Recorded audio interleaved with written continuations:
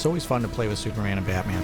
It's one thing to actually shift them off to the side a little bit and then focus on two other characters, and two characters that are in the orbit of Superman and Batman. I have been talking about Super Sons for years. Is there a possibility that we could do it? And the stars aligned and they said, yeah, go ahead. Ugh, cosplay? Each hero has their own legacy. Superman, it's very much truth, justice, the American way. And with Batman, it's a lot more about tackling crime and forcing justice into a system that's maybe corrupt or not willing to accept it. It's about this legacy and these legacy characters that inevitably will take over these mantles. And how will they operate? Superman is your dad. That's awesome initially. Do I get to meet Batman? It's the same with Damian. Really? The trick is for Bruce Wayne to show Damian how to be a Batman. To see these two young folks learn that they can still grow and change. Dad! And that there's acceptance by their parents, Hey, kiddo. by each other, and even within themselves. The way that they're going to tackle crime, fighting, and injustice is going to be uniquely theirs. My friend here's about to kick your...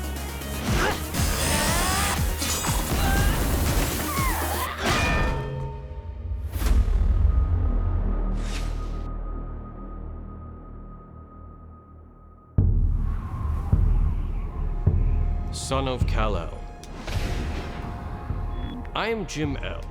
I am your great uncle by marriage, adopted.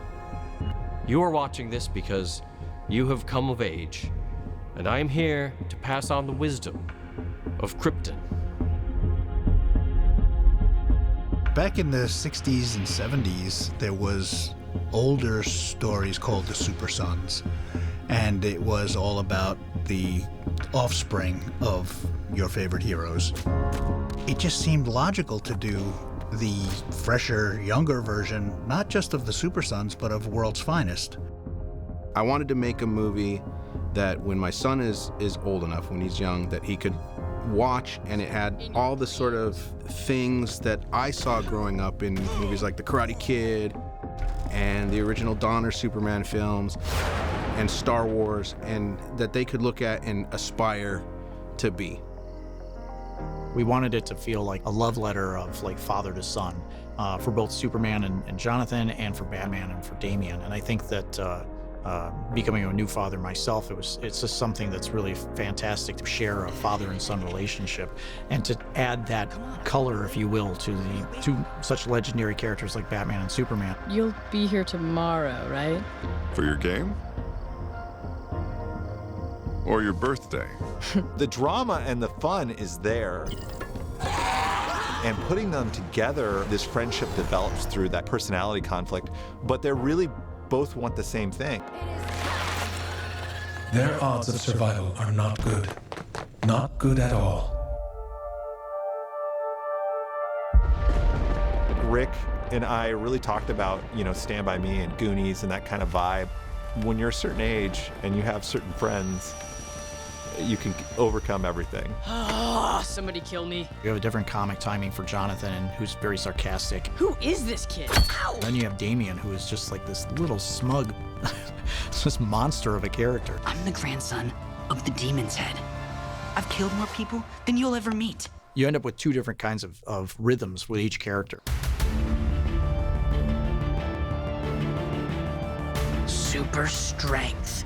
Jonathan does believe that he can be the next Superman when he finds out he has powers. He also doesn't expect to be there yet. Nope, can't fly. Whereas Damian thinks that he already should be Batman. This story forces him to learn. There's a lot of actual burden on them to demonstrate their strength and their ability to be a superhero. Honestly, Jonathan, I expect more from you, and I'm sure your mother and father do too.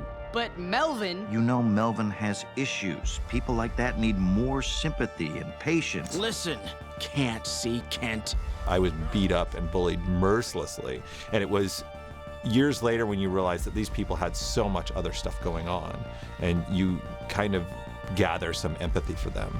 If you want a friend, you need to be a friend. And I think that's what Jonathan does. He exemplifies to Damian how to be a good guy, and Damian can't help but absorb some of that. John, this is Batman's son, Damian. John? So you have toilet powers? Damian's been through a lot, and for Batman, he wasn't there when he was growing up. He's trying to retrain his son to sort of be a more normal kid, which, coming from Batman, like, how could you ever learn that? I heard this person say that a weakness is a strength out of balance. And I always think about that with my characters too. Damian's strength could be in strategically knowing how to knock someone out. It also is a weakness because he might kill someone. They are the iron that sharpens iron in a way. Relax, Damian. They're friends. Sure, friends. Batman is actually a good match for someone like Damian.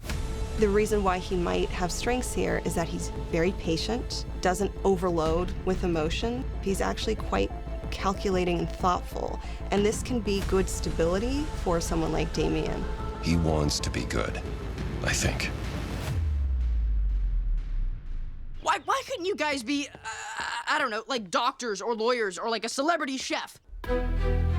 Lois and Clark wanted to raise Jonathan, you know, in the place that Clark grew up. He had a good upbringing. He was raised with good American values, and his parents were, you know, old school, and I think that he wants that same thing for Jonathan as well. Now batting, Jonathan Kent. Jonathan grew up in Smallville, so it's like everything is kind of controlled, but it ends up creating a character that can be a little naive. My dad is Superman? Like, the Superman? He only thinks about how it's fun and the joy you have of being able to do these remarkable things, and the fun of being a superhero. I'm half alien. I'm half alien! Damian doesn't think about it as being a superhero at all, but having this tremendous responsibility and this weight that hangs over him. Well, he's obviously not invulnerable. Give it time. No one ever said parenting would be easy. It's just kind of great to be able to see these characters that we've known for years humbled a little bit by both having to raise a kid and then also having a kid treat them like a member of a family. Jobs, especially mine, involves some sacrifice. In a way, their sons aren't very different. They might be more alike than different, and that's something that brings them together too. Maybe they are more alike than they thought they were. Come on, Robin Hood. I'm right here. Both Jonathan and Damian are going to encounter some challenges. It's the development of their superhero identity. No. What did you do? Something that Rick and I talked a great deal about, the message of it's not all about you as an individual, that you can be a really great piece of society, but it's gonna take some sacrifice. Stupid farm boy. I'll just be getting to like you. Huh, good. You're arrow-proof. I'm arrow-proof. I think when I read Jeremy's script, it was funny to just kind of see it almost like we have a buddy cop movie where it's like you got these original odd couple.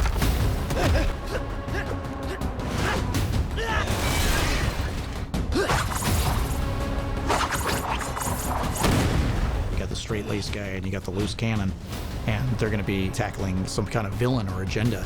What if we trade partners? Yeah, why not? Feels like you're watching a movie from the 80s.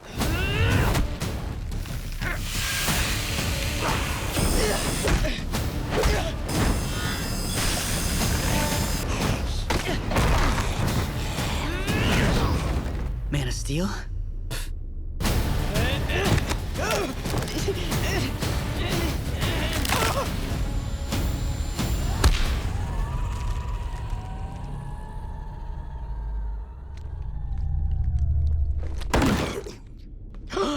I just knocked out Batman with one punch! It's not just the character designs, it's got a new technology involved, and it's really impressive. Wow, this is the... Welcome to the Batcave.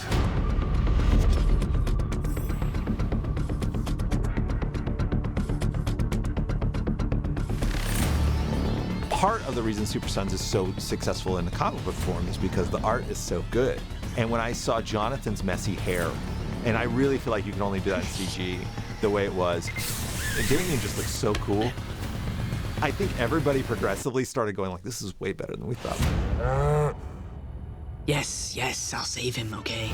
We're essentially creating a set. We're building like a actual world that we can move in. There are, within this film, bits of hand-drawn animation that integrate pretty seamlessly. You wouldn't even know what's what. So we were able to kind of use every tool that we could to flesh out this world. Yeah. I anticipated that question, and I took the liberty of jotting down a few notes, which I have right here. So if you will indulge me.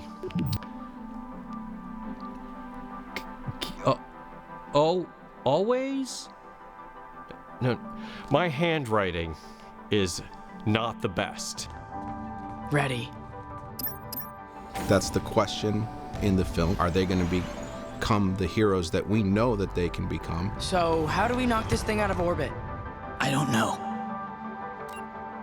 It has less to do with what's in the blood than what's been instilled in their heart, in their upbringing. The world needs Superman and Batman a lot more than it needs a farm boy from Kansas. Or an assassin with a cow. Seeing the two people that have a common goal, but they're going about it philosophically different, but they can still work together, and there is a middle ground, there is a compromise. And I think that's just a message that all of us can take going forward in the future of our world. Thanks. Don't mention it.